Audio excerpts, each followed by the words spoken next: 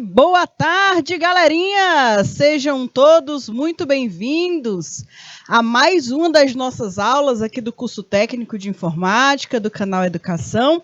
É uma grande alegria estar com todos vocês nesta tarde de quinta-feira, né, pós-feriado. Todo mundo curtiu o seu dia ontem, né? Eu curti o meu dia.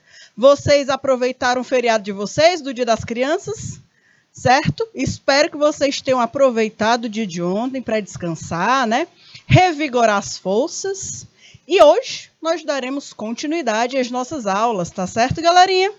Então, pessoal, a nossa aula de hoje, nós temos a disciplina Sistemas Operacionais e o conteúdo é o Hardware e Software, aí na visão do sistema operacional. Pessoal, a disciplina de hoje, nós daremos continuidade àquele bate-papo que nós iniciamos na semana passada. Lá na semana passada, nós começamos a falar sobre o histórico dos sistemas operacionais. O surgimento, a evolução que esses softwares passaram ao longo dos anos, ao longo da história.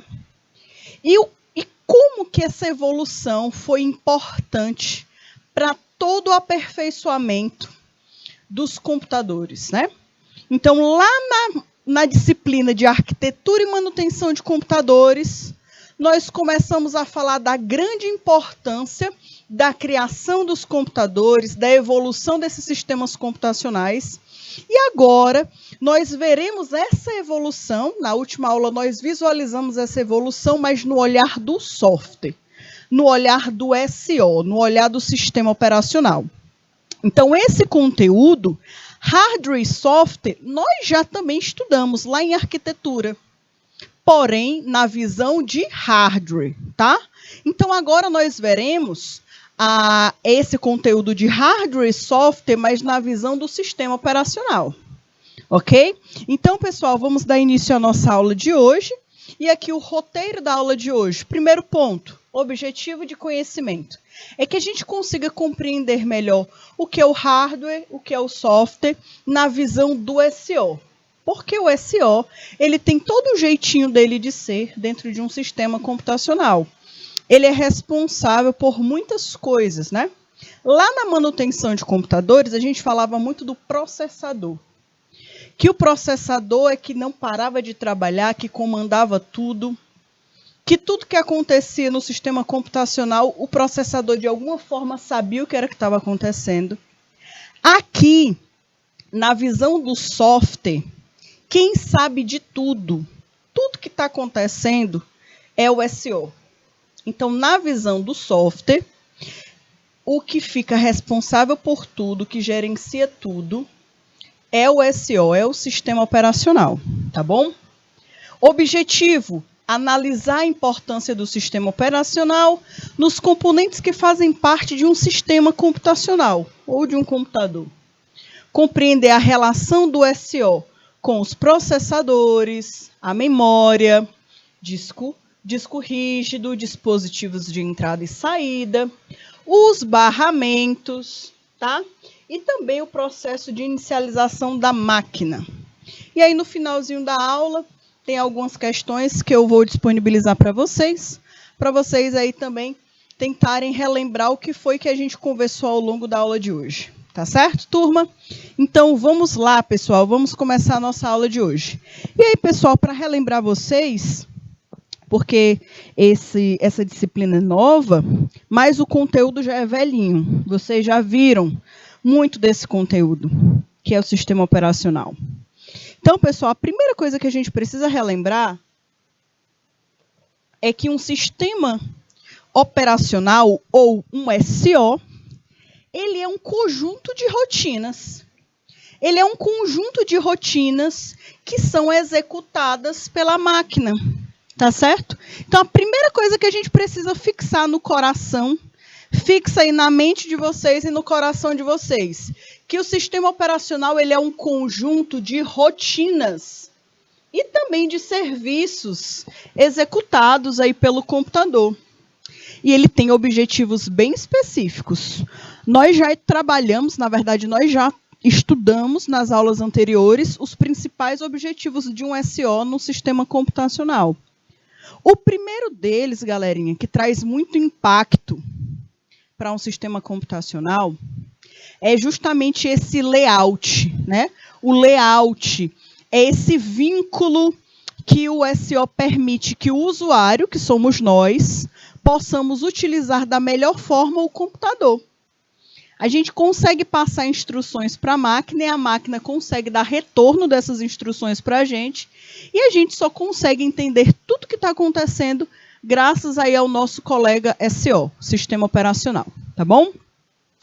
Outro ponto, pessoal, é que ele tem como objetivo facilitar o uso do computador pelo usuário e também uma das principais funcionalidades é gerenciar e controlar todos os recursos que existem aí na máquina. Então, muitos dos recursos que nós utilizamos, a gente só consegue utilizar porque tem uma camada, né? Uma camada do SO que permite que a gente consiga realizar todas essas atividades. Tá bom? O sistema operacional, ele funciona como a interface.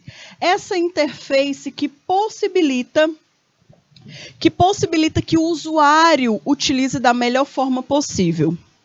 Nós visualizamos aí no histórico dos sistemas computacionais, galerinha, que lá nos primórdios, os sistemas computacionais, eles não tinham esse layout bonitinho que nós temos hoje, né? Esses ícones, essa estrutura gráfica que é fácil de utilizar, não tinha nada disso. Tinha uma tela, você tinha o seu teclado e para tudo que você queria fazer, tudo que você queria executar na tua máquina, você tinha que dar instruções de comando através de linguagem de programação. Então, era como se fosse obrigado, como se fosse obrigatório para qualquer pessoa que precisasse utilizar um computador, ela precisava se transformar em um programador primeiro, né? Precisava compreender como é que funciona a programação para utilizar recursos básicos. Então, depois da criação do SO, tudo isso se tornou mais simples e também até mais eficiente, mais seguro, mais rápido, mais tranquilo, tá bom? Para isso, o computador ele controla, né, o funcionamento, o SO controla o funcionamento do computador através de gerenciamento de diversos recursos.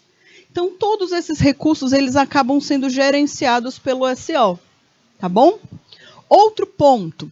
Funções aí de USO, funções aí de um sistema operacional, para fixar na nossa mente, para fixar na nossa cuca.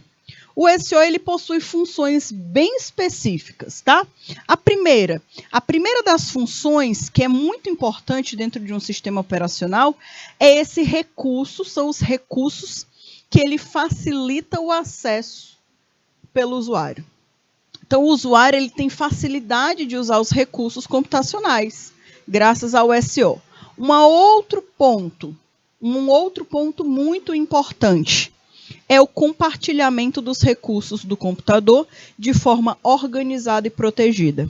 O SO ele é o responsável por organizar a casa, como eu conversei com vocês. Nada entra aí no sistema computacional sem o SO ter pelo menos um pouco de informação. Então, se você adiciona uma impressora na tua máquina, para ela funcionar corretamente, para ela se linkar, se vincular àquele teu computador, o SO precisa primeiro identificar aquela impressora. Então, se você tem uma impressora, ela está funcionando, chuchu, beleza, tá? O cabo tá ok, tá tudo funcionando, mas quando tu coloca para imprimir algo e a impressora não imprime, e se você já verificou todo o hardware e está tudo funcionando, então provavelmente seja problema de software. Então, toda vez que a gente vai instalar um desses dispositivos de saída e de entrada também, a gente precisa ficar ligado nas informações que o SO, que o sistema operacional, passa para a gente na tela.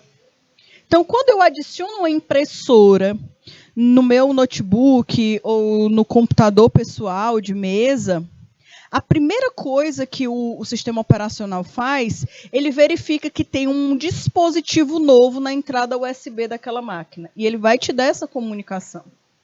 Ele vai te informar, ele vai te dar essa mensagem que acabou de ser inserido um novo dispositivo na entrada USB do teu computador. Quem te dá essa orientação é o SO, é o sistema operacional. E depois disso, o que é que ele faz? Ele vai verificar se o instalador daquela impressora, porque a impressora precisa ser instalada na máquina, se ele está disponível.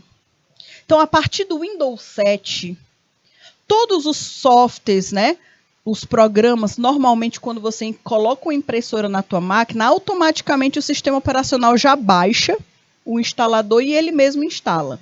A partir do Windows 7. Antes disso, você tinha que ir lá no site da impressora, você tinha que verificar o modelo da impressora, você tinha que baixar aquele drive, aquele aplicativo, aquele instalador, instalar na máquina de forma manual, tá? Hoje em dia não, hoje em dia fica mais fácil. Colocou o dispositivo, se o sistema operacional tiver atualizado, ele automaticamente vai baixar e instalar. Então percebam, pessoal, que o SO ele tem controle. Ele tem controle do que está acontecendo dentro da máquina, tá bom? Por isso que é tão importante a atualização, tá? Recursos aí do sistema operacional. É importante conhecer que esse SO, ele tem alguns conceitos básicos sobre recursos comuns que existem nele. Um dos recursos que existem no SO é o multiprocessamento. Então, guarda aí essa palavrinha, né? Um dos recursos que são utilizados em um SO, em um sistema operacional, é o recurso de multiprocessamento. Mas o que está querendo falar, né, com esse termo multiprocessamento? É quando, pessoal, o SO ele consegue realizar 2 ou mais processos de forma simultânea, tá bom? Ao mesmo tempo. Ele consegue aí fazer 2 processos ao mesmo tempo. Isso se chama multiprocessamento, tá? Claro que para isso é necessário mais de um processador no computador.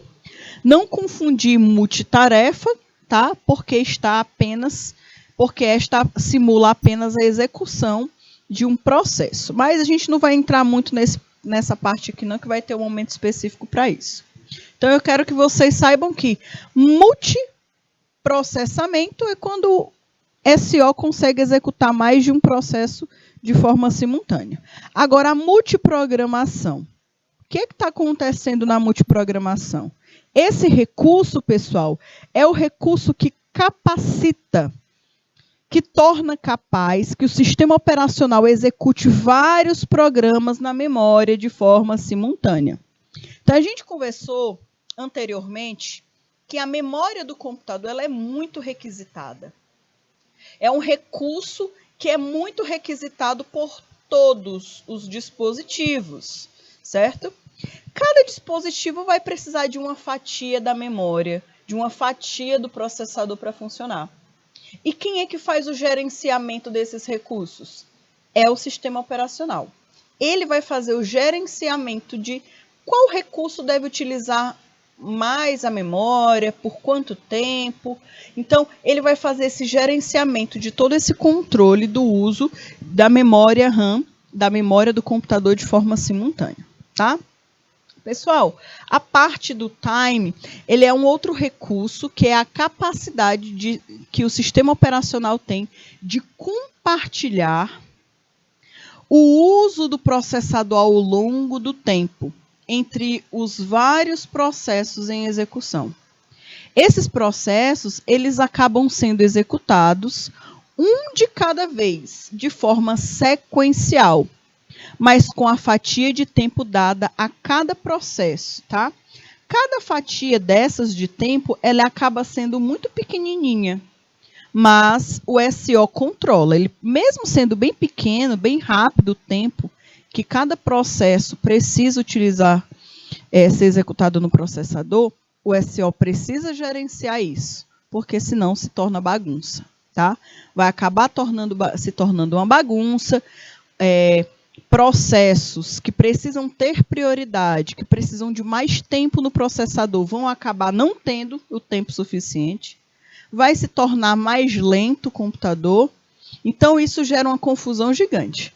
Então imaginem vocês precisarem fazer esse gerenciamento de forma manual, né? Eu já conversei com vocês na aula passada que praticamente seria impossível. Muita gente ia desistir de usar o computador antes de começar. Então, quem faz todos esses recursos e que não deixa disponível para o usuário visualizar tudo que está acontecendo é o sistema operacional. Ele só deixa ficar visível para nós usuários aquilo que é necessário, aquilo que é importante. Tudo bem? Outra parte, outro recurso do SO é a memória virtual. A memória virtual é a capacidade que esse SO possui de usar uma memória secundária, como no caso, uma cache para armazenamento temporário. E aqui a gente sabe que a memória RAM ela também é uma memória temporária, tá? É uma memória volátil. Porém, ele também precisa da cache, que é uma outra memória. Então, pessoal, aqui o SO ele precisa ter essas opções, as cartas na manga, tá? Para facilitar e para acelerar esses processos. Porque senão o computador se tornaria algo muito lento, tá? Muito lento. Permitindo aí o compartilhamento seguro e eficiente da memória principal entre vários processos e também para remover as limitações da memória. Então, às vezes, nem sempre a memória RAM aguenta tudo e consegue atender todo mundo ao mesmo tempo. Então, o SO ele tem alguns recursos, como a memória cache, que ele armazena dados até chegar lá o momento delas ficarem disponíveis na memória RAM. E aqui, galerinha, nós temos uma imagem, que essa imagem aqui vocês precisam fixar muito na cabeça de vocês e no coração também, tá bom? Aqui, pessoal, nós temos um modelo bem clássico de um sistema computacional, onde nós temos um computador, nós temos a estrutura de um computador, a CPU em si, e nós temos vários e vários dispositivos de entrada e saída. Então, muita gente pode até se confundir quando a gente fala de sistema computacional de um computador. Aqui, pessoal, a parte essencial do computador é o gabinete, tá? É o gabinete. Por quê? Isso daqui é o computador. Essa estrutura aqui é a parte principal de uma máquina. Estou falando no sentido de PC de mesa, porque eles são separados. Por quê? Porque a tela, galerinha, ela é simplesmente um dispositivo de saída. Viu? A tela é simplesmente um dispositivo de saída que pode ser facilmente substituído. Então, eu posso ter um gabinete que tem todos os meus recursos computacionais, ok, mas a tela pode ser de diversas formas. Tua tela queimou, tu pode pegar um cabo HDMI e colocar na TV da tua casa. Pelo menos por enquanto. Se o computador tiver entrada, né, HDMI e a TV também, tu consegue conectar os dois através do cabo HDMI.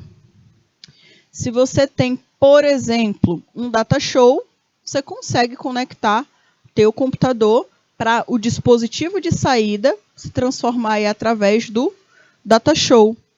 E muitos outros recursos. Então, pessoal, a tela ela é simplesmente um dispositivo de saída de informação. Igual à tela, nós temos outros dispositivos de saída, como a impressora. Nesse caso desse exemplo, essa impressora é só um dispositivo de saída. Ela não tem scanner, mas se ela tivesse um scanner, ela seria um dispositivo tanto de entrada quanto de saída. Tá? O teclado e o mouse, todos são dispositivos de entrada, eles fornecem informação para o sistema computacional. E como a tela, a impressora e a caixa de som, elas são recursos, são dispositivos de saída. Eles fornecem para o usuário algum tipo de informação vinda, né, que saiu do sistema computacional. Então, aqui, pessoal, a gente precisa olhar para essa imagem e a gente precisa já conhecer, pelo menos saber identificar esses dispositivos, tá bom? A gente estudou isso bastante lá em arquitetura e manutenção de computadores, tá bom? E aqui, pessoal, onde é que fica tudo de um computador? Onde é que fica a memória? Onde é que fica sistema operacional? Onde é que fica HD? Onde é que fica todos os dispositivos essenciais? É no gabinete, tá? No gabinete, esse aqui, ó, que eu estou riscando aí para vocês. Aqui é que fica toda a estrutura da placa-mãe e com todos os seus outros dispositivos. E todos os dispositivos de entrada e saída só podem ser conectados no sistema computacional por conta aí dessas estruturas que permitem a ligação desses dispositivos, tá? Então, fiquem ligadinhos. O funcionamento básico de um computador. Normalmente, nós temos dispositivos de entrada, nós temos dispositivos de saída. Esses dispositivos de entrada e saída, eles mandam informações, eles recebem informações através dos barramentos do sistema. Então, a gente conversou lá em arquitetura que os barramentos, eles são as vias por onde as informações de um sistema computacional navegam. Então, nós temos ruas mais largas, ruas mais estreitas, e esses barramentos, eles precisam ser bem estruturados e não podem ter defeitos, porque senão, de alguma forma, vai ter prejuízo ao enviar e ao receber alguma informação. Então, esses barramentos que recebem dados, tanto dos segmentos de portas de entrada e saída, eles também comunicam essas informações para o microprocessador, para a memória RAM. Então, através desses barramentos que acontece essa distribuição de dados, tá bom? E aí, pessoal, algo que eu preciso também que vocês recordem, que vocês precisam trazer no coração de vocês sempre, é essa arquitetura de Von Neumann. Essa arquitetura vocês verão ao longo de todo o curso. E quem, for continuar na área computacional, não se preocupem que vocês verão ainda essa arquitetura muito, muito, muito mesmo. Porque essa arquitetura desenvolvida por Von Neumann, até hoje ela é utilizada, ela é o princípio básico. Nós visualizamos muito essas estruturas aqui, onde fala o seguinte, ó, onde sempre nós temos uma entrada de um dado, posteriormente nós temos um processamento e armazenamento de informações, de dados, e por fim nós temos sempre uma saída, não tem para onde. Isso daqui, pessoal, é a estrutura básica que rege todo um sistema computacional. É a entrada, o processamento de informações e a saída. E isso, pessoal, é algo tão presente no nosso dia a dia que ele faz parte não só do sistema computacional. A gente conversou sobre esse assunto de dado que entra, o dado bruto, que é processado, que é transformado e que posteriormente sai algum tipo de informação, nós visualizamos em todas as disciplinas praticamente do primeiro módulo. Então, pessoal, querendo ou não, essa estrutura de Von Neumann, ela está presente até hoje nas estruturas computacionais, não tem para onde correr. Então, quem quiser depois, dar uma olhada, coloca aí no teu caderno depois verificar, pesquisar melhor um pouquinho mais sobre a arquitetura de Von Neumann, para vocês compreenderem mais ou então para vocês relembrarem essa arquitetura que a gente conversou bastante sobre ela, tá? Essa arquitetura de Von Neumann, ela tem essa estrutura básica aqui, que é a memória. A memória, nós temos aqui a unidade de controle, a unidade aritmética, tá? E os dispositivos de entrada e saída de uma máquina. A gente vai ver aqui um pouquinho mais à frente. E aí, pessoal, um sistema computacional, ele tem a tal da CPU. A tal da CPU, o tal do processador.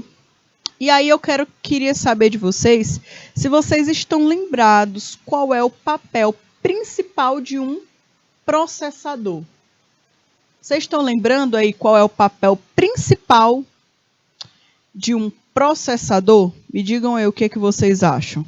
certo? Deixa eu dar uma olhada aqui, o pessoal está ao vivo, o pessoal está aqui participando da aula com a gente, pessoal de Bonfim, Cajazeiras, Canavieiras, né? Cristalândia, Francinópole, Itaueira, eita, tem muita gente hoje, que coisa boa. Então, galerinha, todos os polos que estão ao vivo aqui com a gente hoje, vocês podem, né, colocar aqui no chat o que que vocês se recordam. Qual é o papel principal de um processador em um sistema computacional? Vocês estão lembrando? Então, quem estiver lembrando, coloca aqui as respostas, tá bom? Para que eu possa dar uma olhada, para que a gente possa discutir juntos. Por enquanto que vocês não colocam, queria mostrar para vocês o seguinte, pessoal, que um sistema computacional ele é composto por um processador, que esse processador ele também é dividido. Esse processador ele também é dividido em unidade lógica aritmética, mais conhecido como ULA, que a gente já tinha conversado, né? O CU, ou o C, que é a unidade de controle, e nós temos também os registradores. Então, esse processador ele se comunica com a memória principal, com a memória RAM da máquina, mas também ele precisa da comunicação dos dispositivos de entrada e saída. Tá certo? Então, galerinha, é importante que a gente relembre qual é o papel desta criatura aqui. E aí? Cadê os meus alunos que sempre me ajudam, né? Me dando orientações, me dando sugestões das respostas. Olha aqui, pessoal. O processador, galerinha, ele se assemelha a uma das partes principais do corpo humano.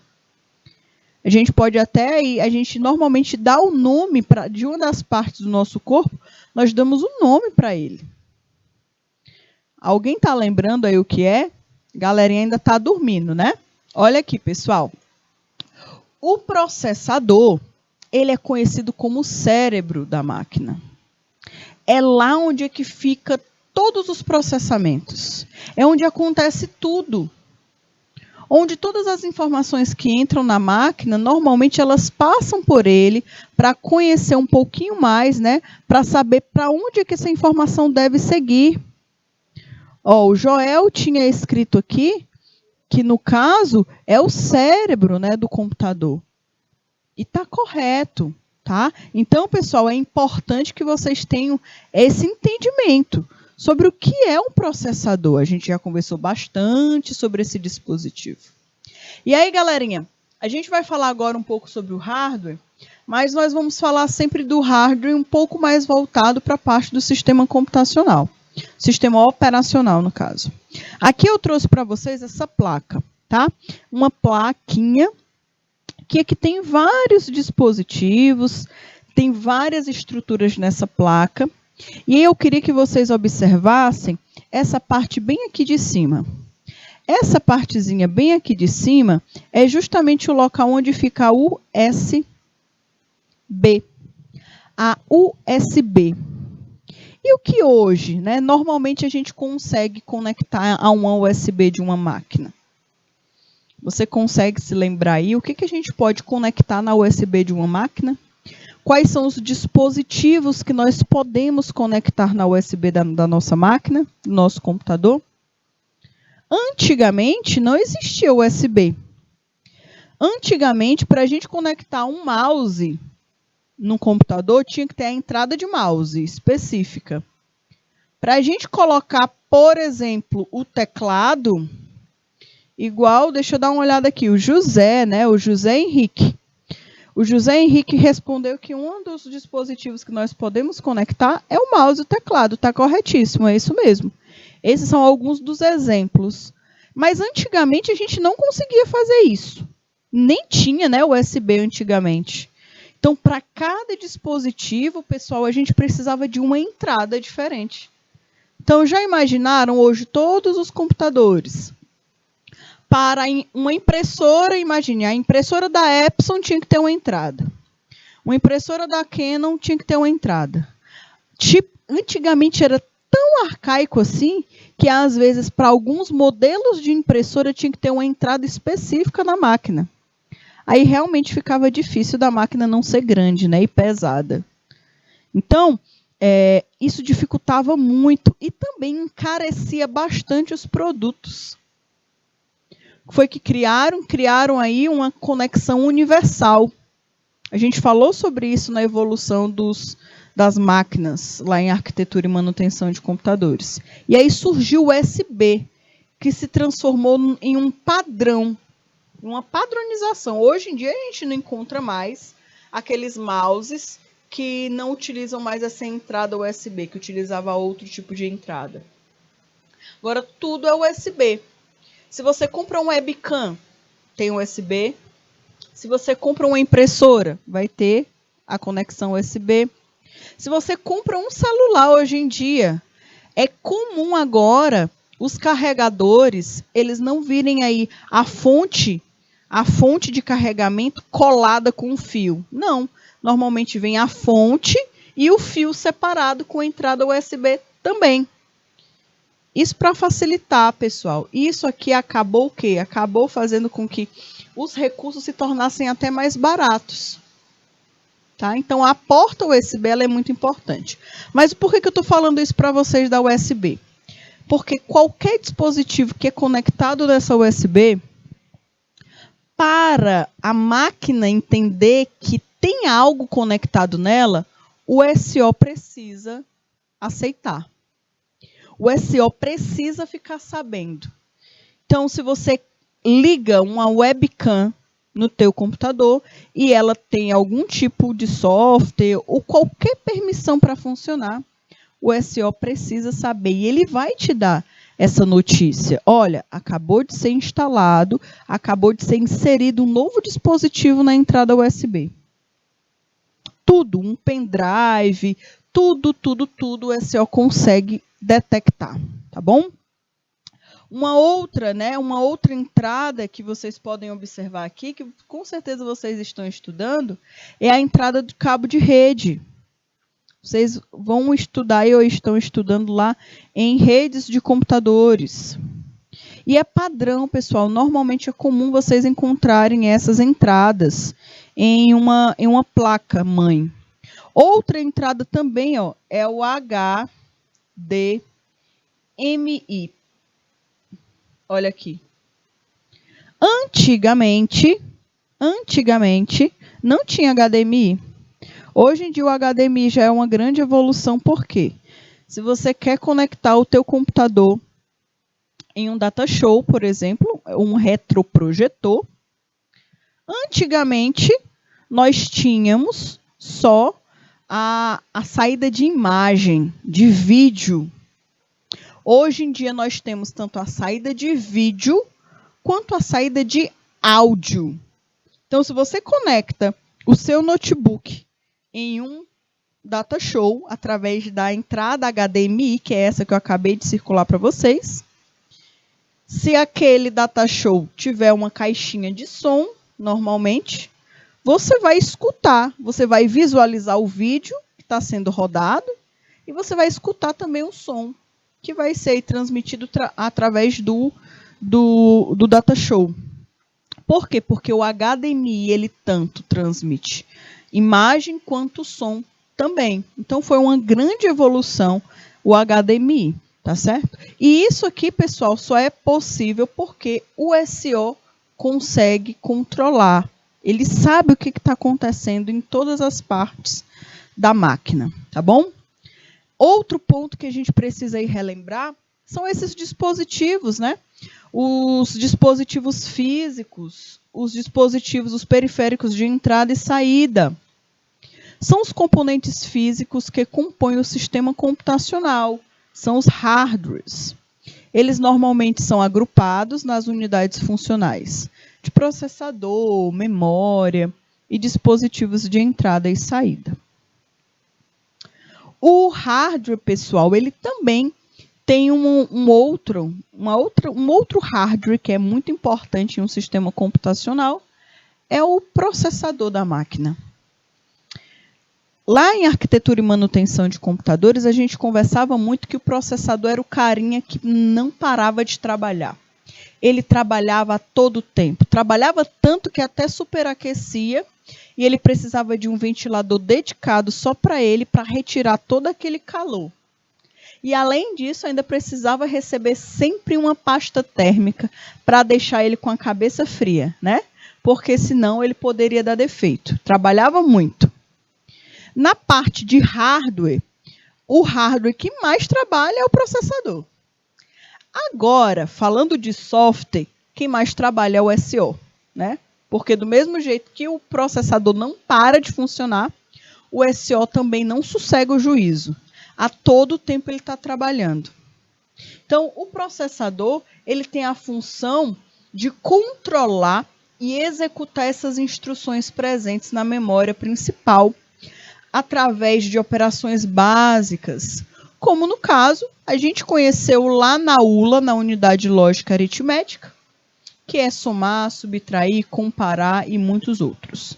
Só que o que é interessante é que para o processador realizar todas essas operações, ele precisa da ajuda do sistema operacional.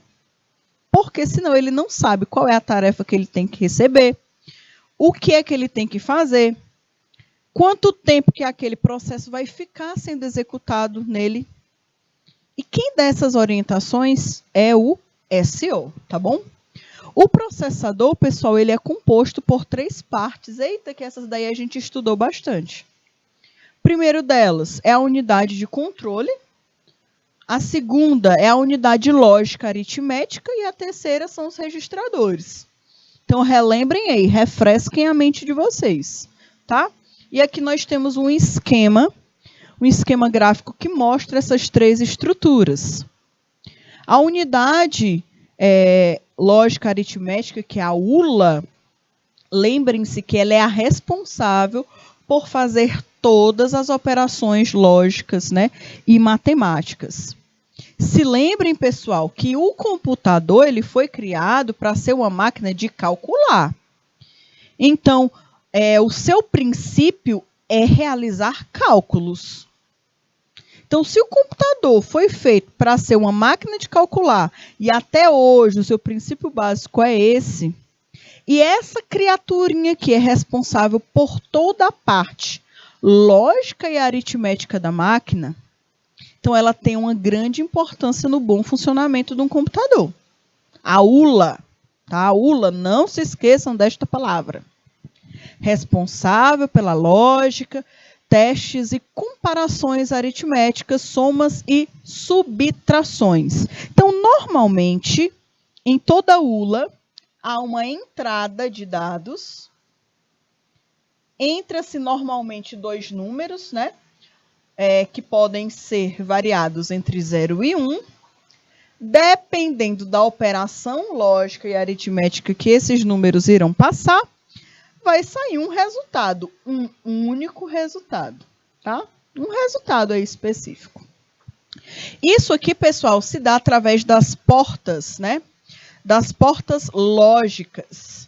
E aí vocês estão recordando dessas portas lógicas que a gente estudou, que a gente aprendeu, que essas portas lógicas, galerinha, elas normalmente recebem 2 tipos de números, que são os números binários, né?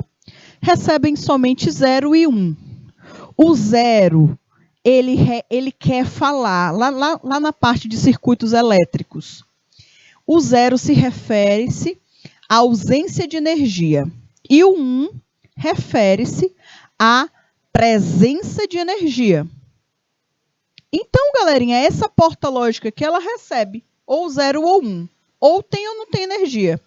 Vai fazer um cálculo, uma operação, e no final vai sair o resultado. Se é 0 ou se é 1. E aí nós temos a porta OR, que é a porta ou uma ou outro. Nós temos a porta AND, que é a porta I, que só aceita como 1, né? Ela só vai dar o resultado verdadeiro se as duas entradas forem verdades. A ou não. Se uma delas for verdade, ela já considera como verdade. Então, a gente estudou bastante essas portas, né? Vocês fizeram vários exercícios, foi muito legal. Então, isso daqui, pessoal, o que acontece dentro da ULA. A ULA sempre vai receber só e somente só números binários. E ela sempre vai retornar uma sequência de números binários também. Então, aqui tem aí mostrando para vocês um esqueminha, né, de um circuito eletrônico mostrado através de portas lógicas. Vejam que são várias portas lógicas conectadas. E no final, todo esse circuito realiza um tipo de ação, tá bom? Galerinha, a gente vai dar um intervalo entre uma aula e outra e já já a gente retorna para dar continuidade.